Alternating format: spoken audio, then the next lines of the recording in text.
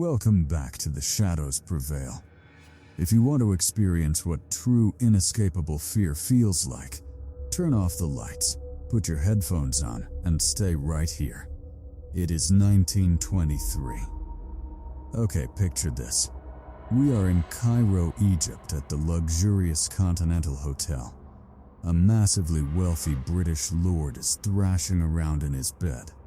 He is burning up with a severe fever, violently gasping for air. And at exactly 1:55 am, he takes his final breath. But here is the truly terrifying part. At that exact second, the entire power grid across the city of Cairo completely fails. Everything goes pitch black. Meanwhile, thousands of miles away in England, this British lord's pet dog suddenly starts howling uncontrollably in the middle of the night. And within moments, the dog drops dead too. A few months prior, this man had cracked open a 3,000-year-old tomb. And right outside that tomb, there was a chilling warning carved in stone. Death comes on swift wings to him who disturbs the peace of the Pharaoh. Over the next 6 years, 22 people connected to this tomb end up dead. The 78-year-old father of a secretary literally jumped off a 7-story building in London, taking his own life. A perfectly healthy radiologist died out of absolutely nowhere. And when scientists finally autopsied the 3,000-year-old mummy, they found something on its face that no one can explain to this very day. The world gave it a name: the Curse of the Pharaoh, or King Tut's Curse. Hello, friends. This nightmare actually begins a few months before these deaths, in November 1922. Deep inside Egypt's dusty Valley of the Kings, British archaeologist Howard Carter and his crew were exhausted, digging through endless sand and solid rock. For the past few years, Carter had been obsessively hunting for a specific pharaoh, an emperor whose name had been almost completely wiped from human history. His name was Tutankhamun. See, you have to understand, Carter wasn't some elite university-trained archaeologist. His dad was an animal painter who drew pets for rich aristocrats. Carter was sick a lot as a kid, so he never even went to a proper school. The only thing he inherited from his dad was a paintbrush.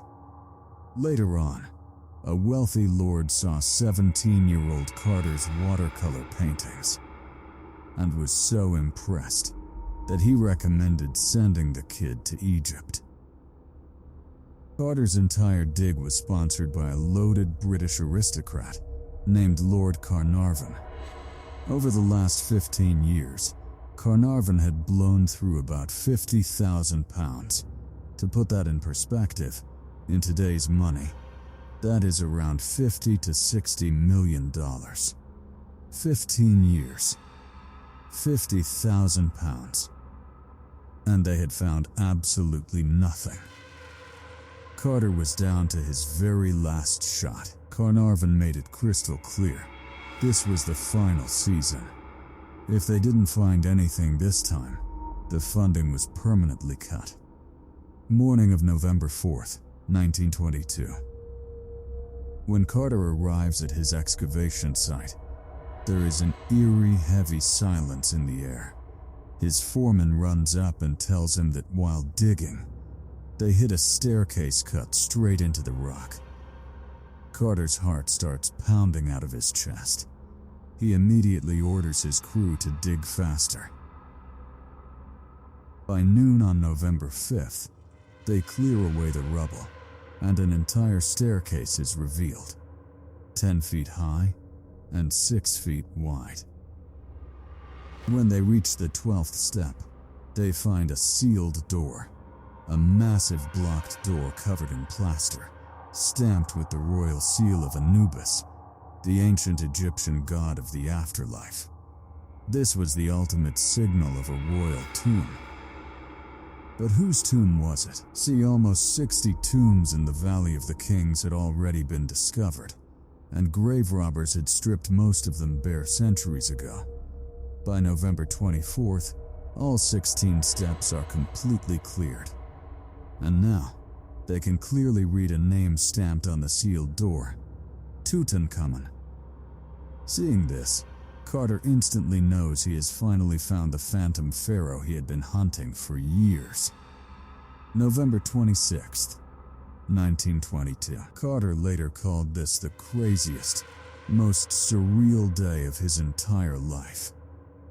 He chips a tiny hole in the top corner of the sealed door. Immediately, a rush of hot ancient air escapes from the inside, making the flame of his candle violently flicker. As his eyes slowly adjust to the pitch-black darkness, Carter starts seeing the unmistakable glint of gold. From right behind him in the dark, Lord Carnarvon anxiously asks, "Can you see anything?" Carter, completely paralyzed by what he is looking at, replies, "Yes. Wonderful things." They had just opened a 3,000-year-old time capsule holding exactly 5,398 priceless objects. A 10-kilogram solid gold death mask, a dagger forged from literal meteorite iron from outer space, a solid gold coffin, and 130 walking sticks.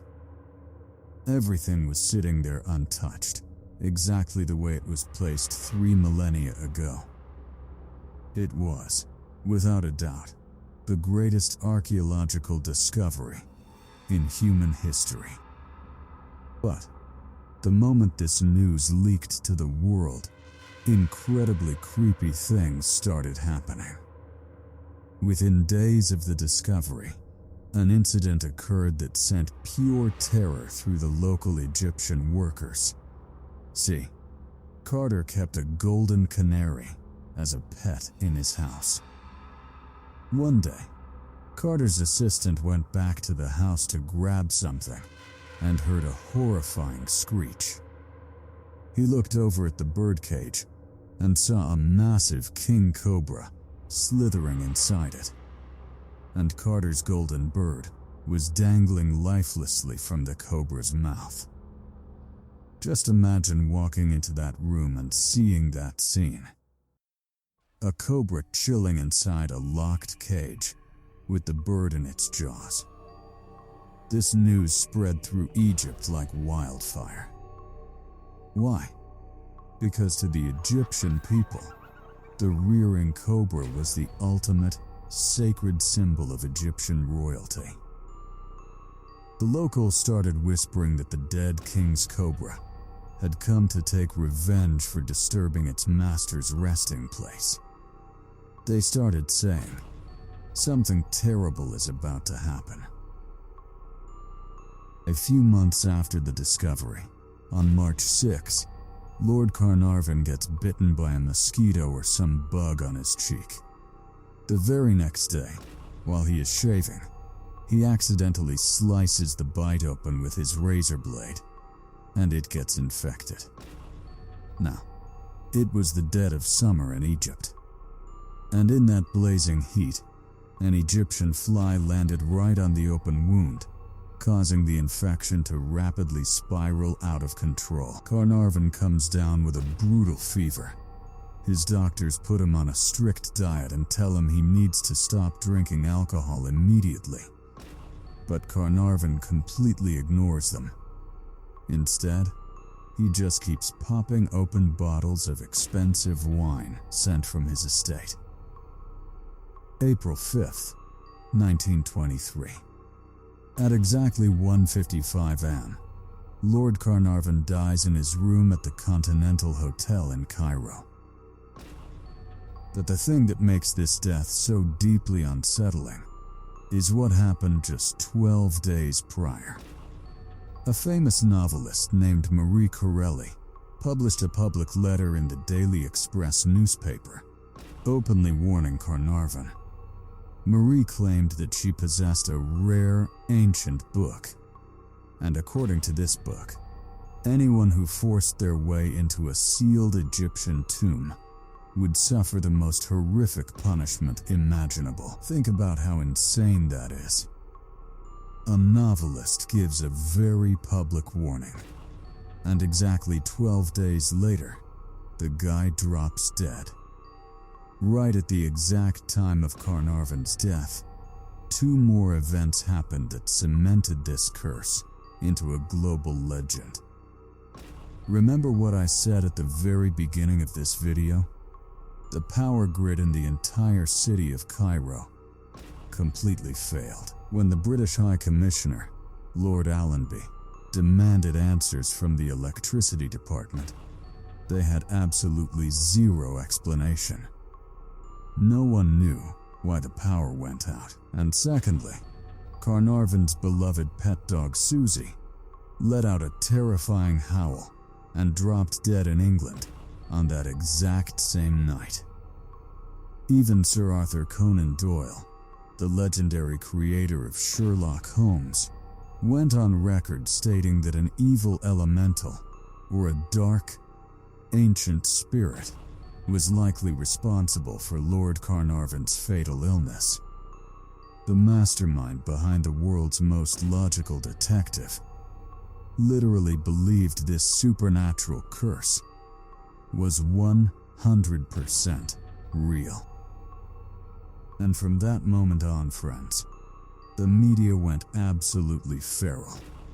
Headlines like "The Curse of the Pharaoh" and "The Curse of King Tut" dominated front pages all over the globe, and then began a terrifying chain reaction of deaths, where every subsequent tragedy felt even more sinister than the last.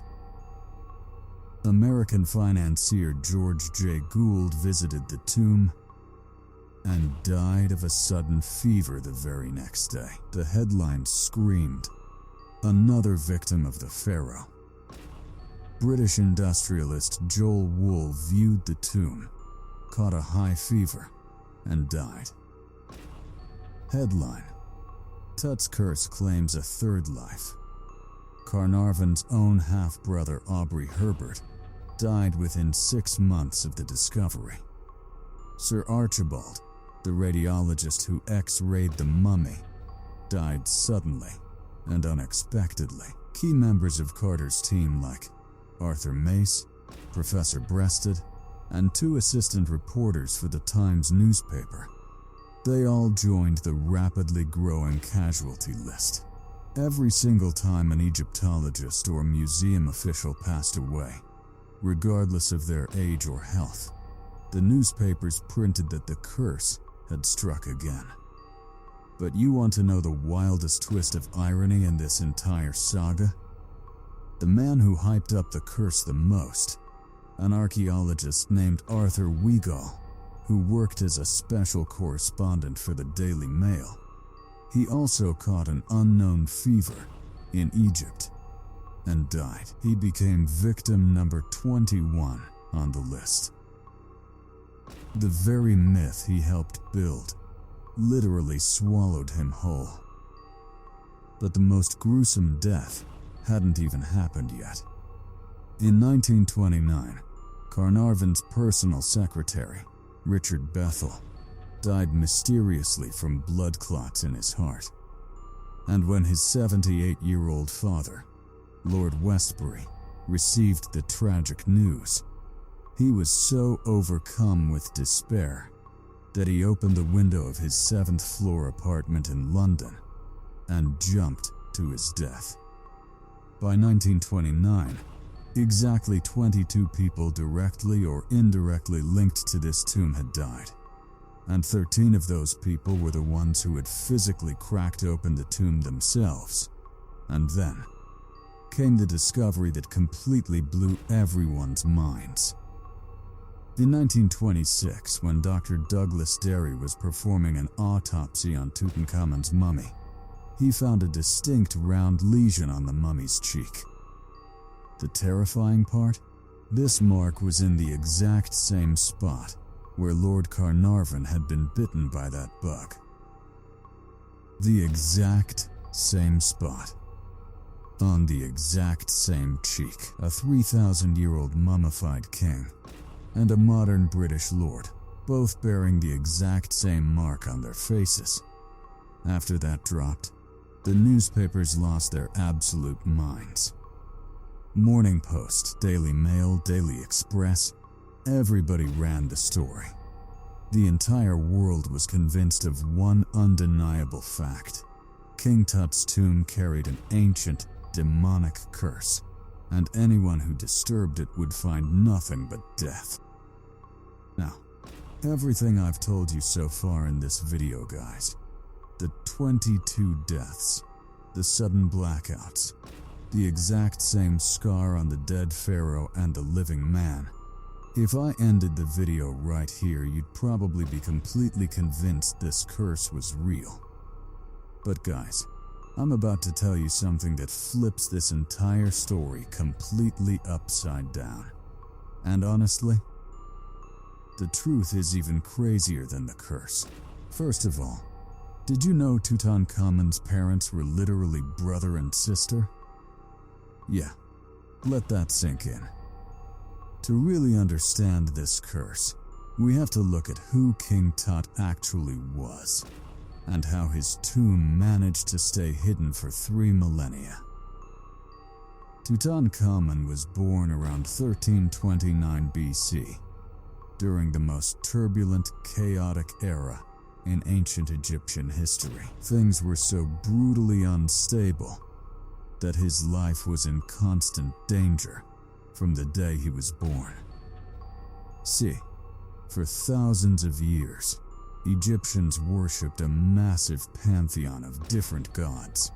But Tut's dad, Pharaoh Akhenaten, rejected every single one of them.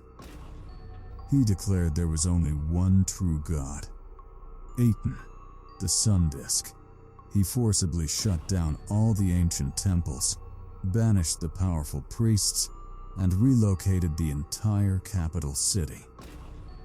And this grand experiment was a massive, catastrophic failure.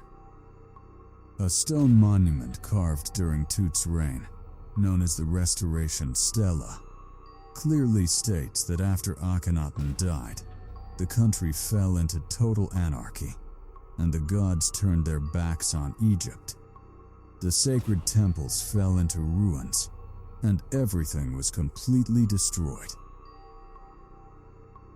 Right in the middle of this absolute chaos, after his dad dies, an 8 or 9-year-old kid is thrown onto the throne. His birth name was Tutankhaten, which means living image of Aten. But later, when he grew up a bit and reversed his dad's highly unpopular religious changes, he changed his own name to Tutankhamun, meaning living image of Amun. His time as ruler was incredibly short. Really short, because Tutankhamun died when he was only 18 or 19 years old. In 1968, a professor took an X-ray of his skull and found a massive dark spot at the back of his head. Since that usually indicates severe blunt force trauma, a ton of people immediately assumed he was brutally murdered. But the real story is way more disturbing than a murder plot. Inbreeding was super common among ancient Egyptian royals. They believed in keeping the bloodline pure, so they would literally marry their own siblings. And this went on for generation after generation. And just like you learn in basic biology, heavy inbreeding leads to catastrophic genetic defects. Because of this, Tutankhamun had a severe clubfoot. His foot was so badly deformed. You can see some examples of this deformity on the screen right now. His condition was so severe that he literally couldn't take a single step without support. That is the exact reason why Carter's team found 130 walking sticks inside his tomb. On top of that, he suffered from choler disease, an incredibly painful bone disorder. And when modern scientists investigated his mummy using DNA testing, they found definitive proof that he also suffered from severe malaria. Today, medical experts agree that King Tut's death wasn't a murder.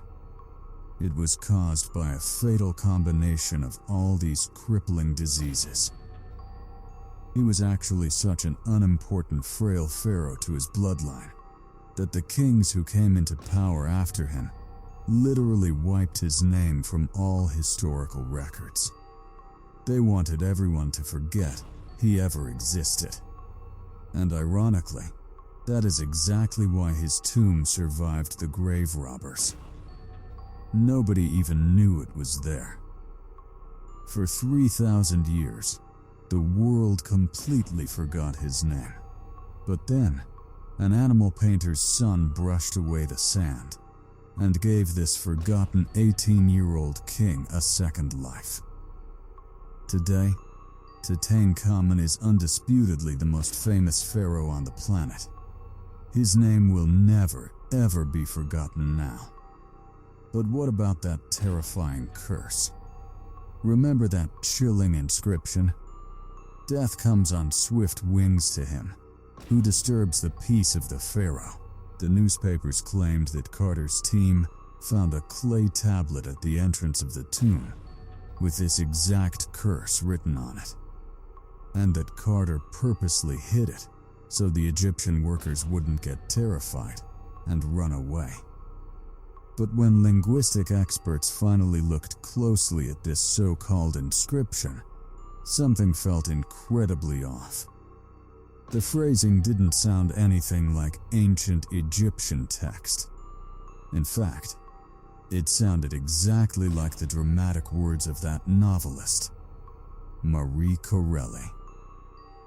And that is exactly what it turned out to be. This entire curse story was actually fed to the newspapers by an amateur archaeologist seeking fame, not a professional Egyptologist. Decades later, the absolute truth finally came out. The man who was in charge of security for the tomb, Richard Adamson, eventually confessed. He said that during the excavation, an annoying journalist kept begging them for details about ancient curses. Adamson admitted, "We told him we didn't find any cursed inscriptions." But we didn't exactly shut him down either. We just gave him a little smirk, and he happily went off and completely fabricated the curse story for his newspaper. A smirk. Literally, just a smirk. Think about that for a second, guys. The most terrifying, famous curse in world history was born out of a reporter's wild imagination, and a security guard staying quiet just to mess with him. The brutal truth is, that cursed clay tablet never existed anywhere. It was 100% fake news. By 1933, a highly respected German Egyptologist named Professor Steindorf got so sick of the rumors that he published a detailed pamphlet investigating every single death associated with the expedition. After digging into everyone's medical backgrounds, he concluded that absolutely zero deaths were actually triggered by opening the tomb. Soon after, actual scientific explanations started surfacing. In 1963, Dr. Izzeddin Taha from Cairo University physically examined modern archaeologists and museum workers. He discovered that many of them were suffering from a microscopic fungus called Aspergillus niger. This specific fungus had been surviving inside these dark, damp tombs and mummies for thousands of years. If a human breathes it in, it causes severe inflammation in the respiratory system. But Dr. Taha pointed out a very simple fact. You could easily cure this infection by just taking basic antibiotics. In plain English, the big bad Pharaoh's curse could have been completely defeated by a simple prescription. Though, in a super bizarre and ironic twist of fate, right after Dr. Taha held a massive press conference debunking the curse, he was instantly killed in a horrible car crash on his way home. It's wild that the guy who scientifically destroyed the curse myth ended up dying right after. But science kept proving it fake. In 2002, a highly detailed study published in the British Medical Journal tested the curse using rigorous scientific methods.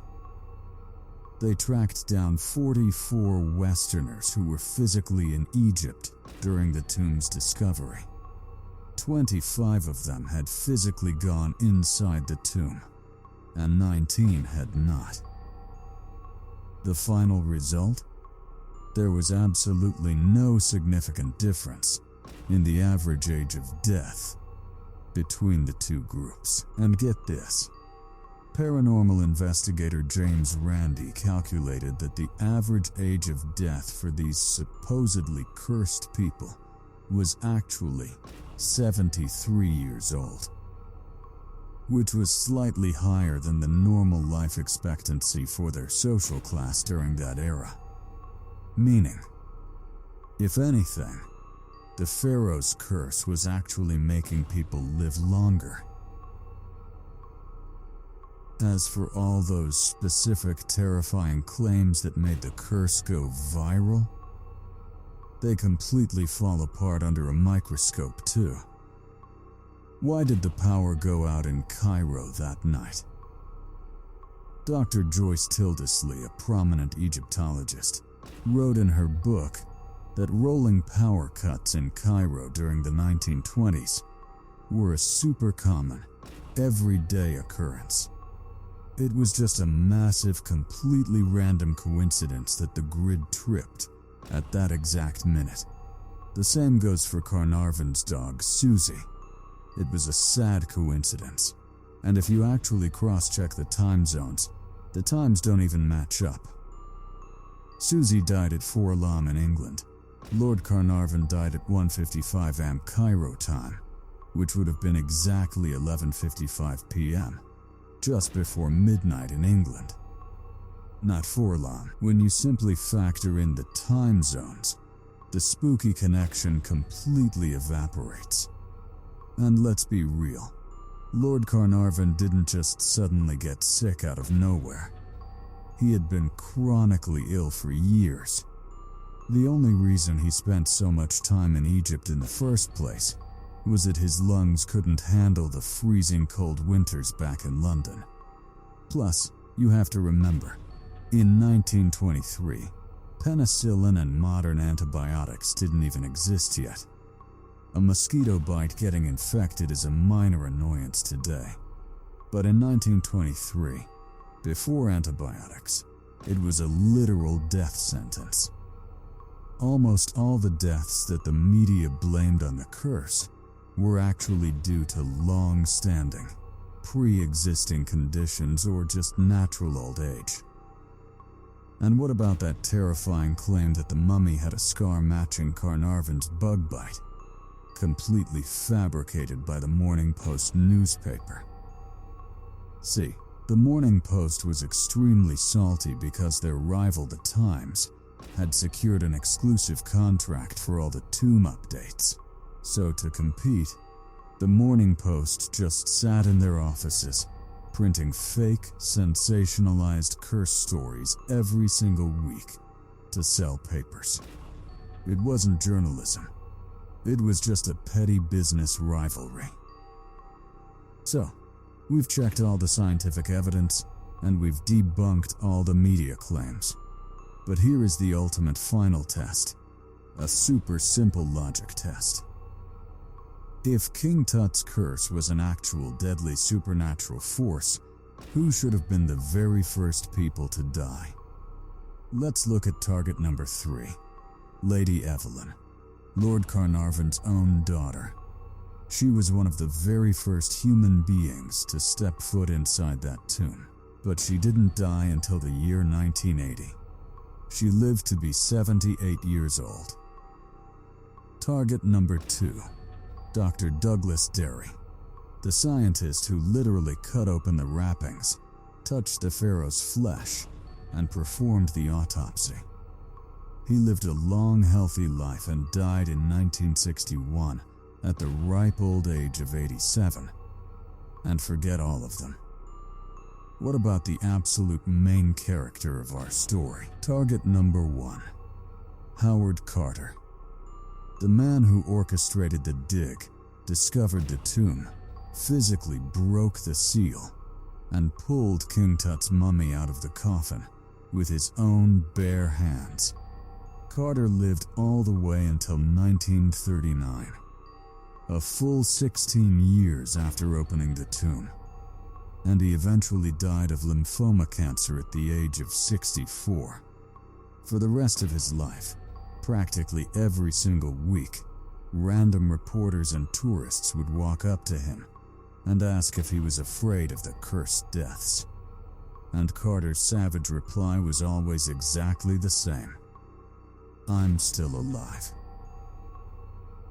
Ancient Egyptians strongly believed that a person only truly dies when the living stop saying their name out loud. Tutankhamun's successors purposely erased his name from all the monuments, hoping he would die forever in the darkness. For 3,000 years, the entire world forgot he ever existed. But then, an animal painter's sickly son brushed away the desert sand and gave this cursed 18-year-old king a second life. Today, Tutankhamun is the single most famous pharaoh on the face of the earth. His name will absolutely never be forgotten. And wherever he is now, maybe King Tut can finally smile and say the exact same words as Howard Carter: "I'm still alive." If you guys enjoyed this video and love these deep dives, you won't believe how crazy the real mystery of the Egyptian pyramids is. How in the world were these massive, impossibly heavy monuments actually built back in the time of the pharaohs? And what dark secrets are still hiding deep inside them? Friends, let me know exactly what you thought of this crazy story. Please drop a like, leave a comment down below, and share this video with someone who loves a good mystery. Let me know in the comments what kind of insane stories you want me to cover next. And hey, if you're new to the channel, make sure you hit that subscribe button, absolutely smash that bell icon so you never miss an upload, and stick around for more. Until next time, stay safe, watch your back, and take care. Goodbye.